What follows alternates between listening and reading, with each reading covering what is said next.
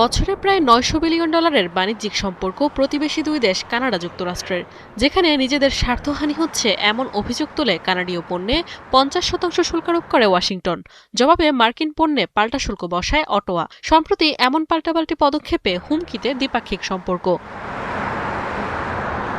মূলত কানাডার উৎপাদিত পণ্যের প্রায় 70% গন্তব্য যুক্তরাষ্ট্র, যার মধ্যে উল্লেখযোগ্য অংশ জ্বালানি ও রাসায়নিক খাতের। তথ্য বলছে দেশটির অপরিশোধিত তেল আমদানির প্রায় 60% যোগান দেয় কানাডা। রয়েছে সার উৎপাদনে ব্যবহৃত পটাশের অঢেল ভাণ্ডার। এই পণ্যে যারা বিশ্বের শীর্ষ সরবরাহকারী।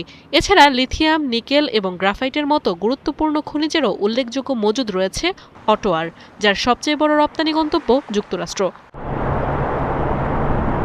এদিকে মার্কিন পণ্যের তৃতীয় বৃহত্তম ক্রেতা কানাডা। দেশটির গাড়ি, যন্ত্রাংশ, প্রযুক্তি, ইস্পাত, অ্যালকোহলের উল্লেখযোগ্য অংশের গন্তব্য অটোয়া। ফলে বাণিজ্য যুদ্ধে যুক্তরাষ্ট্রের বিপক্ষে কৌশলগত দিক থেকে বেশ শক্ত অবস্থানে তারা।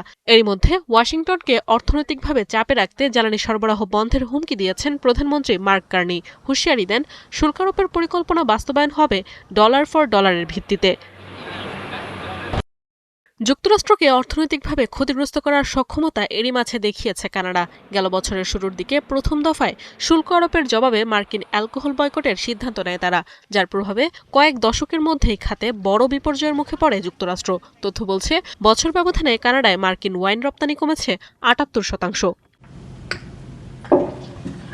এছাড়া আগে থেকে চলমান রয়েছে ভ্রমণ বয়কট। এতে গেল বছর প্রায় $3.5 বিলিয়ন রাজস্ব হারায় ওয়াশিংটন। তবে বিপাকে কানাডাও। বিশ্লেষকরা বলছেন, 50% শুল্কের চাপে স্বল্প মেয়াদে দেশটির জিডিপি থেকে হারাতে পারে 0.5%। নাদিয়া ইসলাম তুলি, ৭১।